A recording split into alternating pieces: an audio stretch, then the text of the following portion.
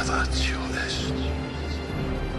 Enigma cuderitas est.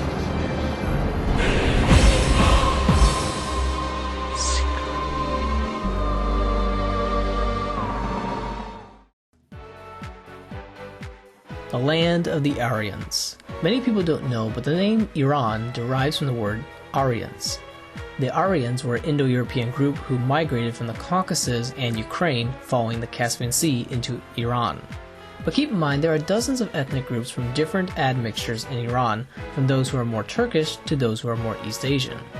It's not as simple to say that all Iranians are Persian because thousands of years of cross-pollination from other tribes like the Mongols gives Iran a high diversity of ethnic groups. Over hundreds of years, ethnicity starts to change to fit to the geography and its location. But we can still see evidence of European descent in some Iranian ethnic groups. Geography and language shapes where different ethnic groups arrive from. But the origins of the so-called super race idea of the Aryans has nothing to really do with skin color. This is where the Nazis got some things wrong and some things right. But it is true that the swastika does derive in Ukraine, but it also derives from many other cultures with different styles of the swastika, with similar symbolic meanings. One thing is clear, the swastika is a religious and occult symbol of the supernatural.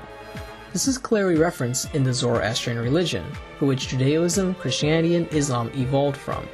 The swastika in Zoroastrianism was actually the winged fire ring, which was a later iteration symbol for the sun disk of the Egyptians, adopted by the Zoroastrians. The Persians were really the last ones to hold on to Egyptian culture in its architecture and religious dynastic system. It symbolizes the fiery nature of God giving light into the darkness, enlightening people. So it's a symbol for supernatural creatures who manifest in similar characteristics to the sun, as orbs of light or a fiery-like substance. In Islam, these supernatural creatures are called jinn, or lower types of angels. In Japan, they are referred to as yokais. It is also a symbol used for God, so it is used interchangeably between the lower supernatural creatures and the higher one like Ahura Mazda, which is also derived from the iteration of the Egyptian sun god Amun-Ra and the Aten, or the Hidden One, because the sun hides and reappears. So it's logical that the ancient world would use the sun to symbolize the one true God. In Zoroastrianism, it also inspired the Taoist symbol for yin and yang. Now this also has a connection to the legend of Shambhala, because the word is Persian. The epistemology known by the Persians is Sham-i-Bala, loosely translated as elevated candle. Elevated or raised and divine is the Persian Bala, and Sham is the Persian for candle and light. Shams is also an Arabic word for sun.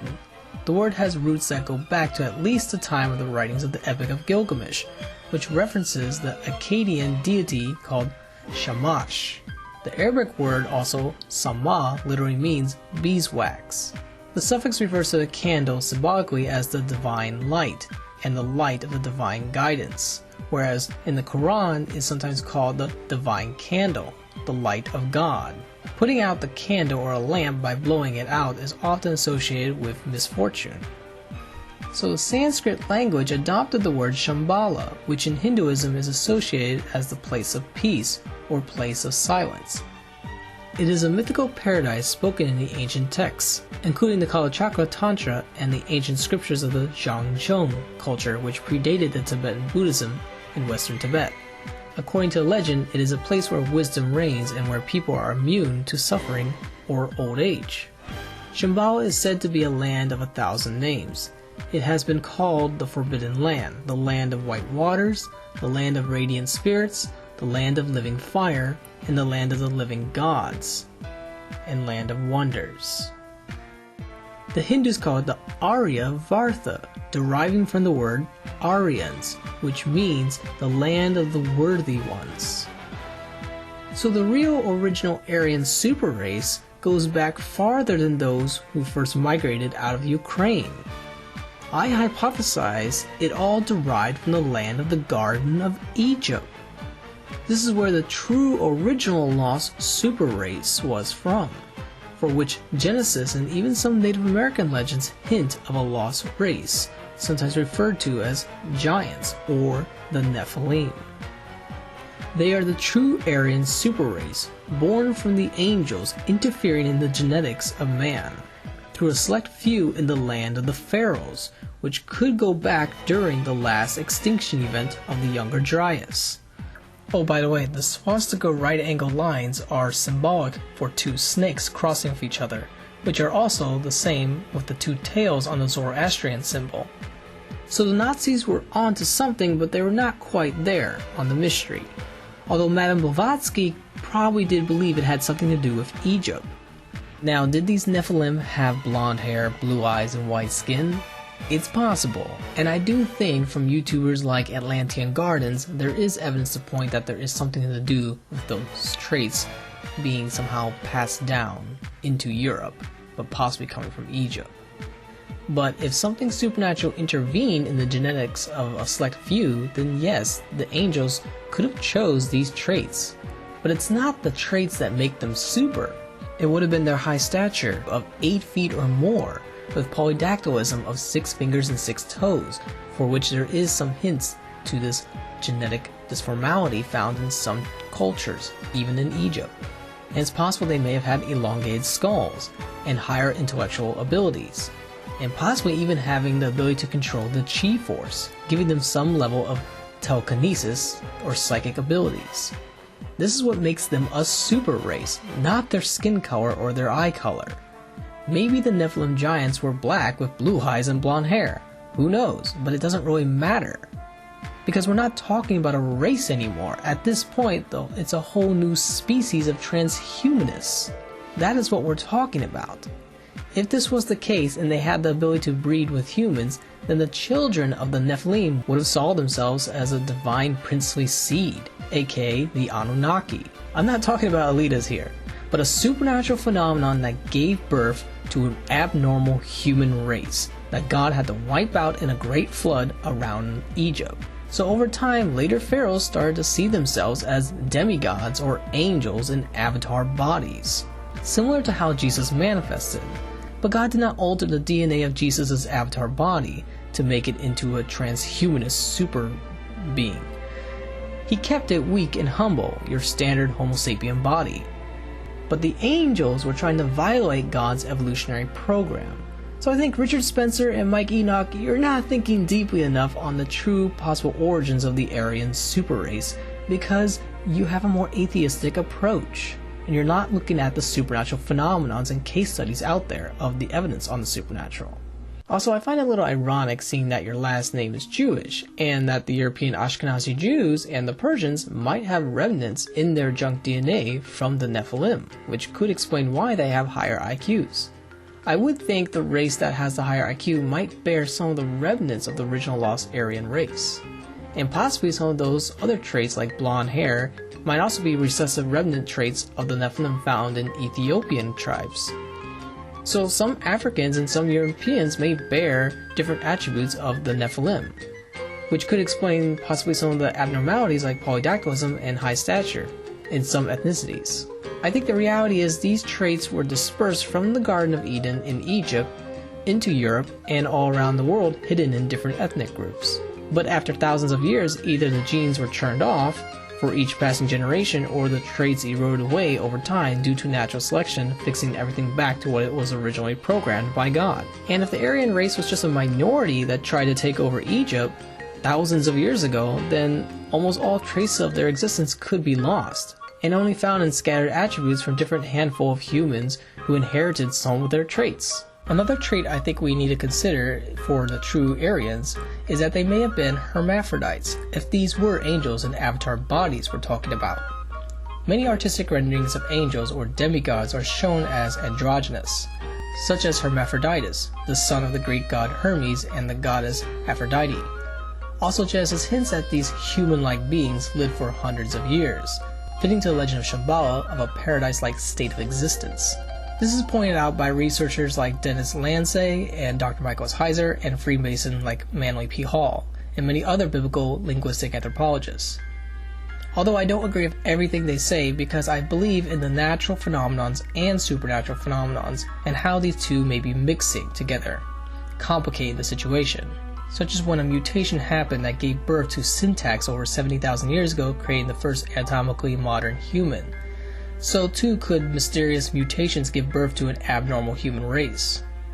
Now, none of this can be proven until we actually find archaeological evidence of giants. And it's possible the Vatican and the Smithsonian may be covering up some evidence for good reason though. But more likely, if this was just a small freak event, then the evidence could be eroded away, just as the Persian palace of Persepolis is 90% lost to us. But it is a hypothesis we should consider due to linguistic and mythological evidence, because eventually in the future we just might find some evidence in the land of the Garden of Eden. So yes, there may be a connection to the so-called Caucasian race, which is pretty broad I would say, but I don't think this legend has anything to do with normal Homo sapiens.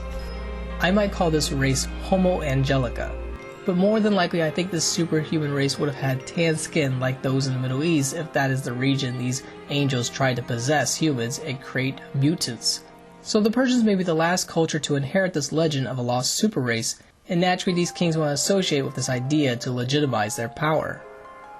Every ancient culture has adopted this idea that they are like the children of the gods, making them like demigods. And if a select few retain some of the attributes of Homo Angelica, then yes, this belief would be reinforced for a long time, pretty much brainwashing the cultures, which is why Jesus needed to come and stop the worshipping of angels and humans. Because some of these angels don't have the best intentions for us. This could be an issue facing many planets who get infected by the supernatural forces and God has to come and suppress these forces, or we might be living in a world like Lord of the Rings. I think it's far more likely that supernatural creatures would get to a planet first and infect it before an alien civilization tries to infect the planet. And I will address this in my futurism video on Alita. So if this is your idea of an Aryan... I am not impressed. Oh, by the way, the cyborgs and Alita Battle Angel are symbolic to the Nephilim. So these ideas could be far more mysterious and complicated. And trying to take advantage of this idea of a super race, as Hitler did, is dangerous and dishonest. But I do agree social cohesion should come first before diversity in order to avoid creating factions. So the Persian Aryans are not necessarily about race, but a legend that has been influencing other cultures. For example, the winged sower serpent of the Aryans also signifies the legendary phoenix bird, which is also found in Japan and Korea. Japan is known as the land of the rising sun, or the land of Amaterasu. The word Amaterasu may have a connection to the Egyptian word Amun-Ra. Somehow the phoenix bird found its way all the way to East Asia, and I think this was adopted from the Persians, who adopted it from the Garden of Egypt, aka Shambhala. And this has a symbolic connection with the Egyptian version of the phoenix, which is the Bennu heron bird. There's a blending of symbolism with different artistic choices that each culture makes to create their own unique identity, whether that is using stylized peacocks or a chicken or a blending of the two to symbolize the phoenix. But what they all have in common is the association with the supernatural and divine fire, and this may have been originally inspired by the Egyptian Bennu, with its association of Amun-Ra and the Aten. Using nature has always been the artistic way of depicting the supernatural, even though it may have been born from an original experience phenomenon, such as the so-called UFO orbs of light, who may have come down to give birth to the super race. So this knowledge was preserved by the Persians, making them the children of the Aryans. This has been Enigma Seeker. Keep seeking those enigmas. Enigma depravatio est. Enigma crudelitas est.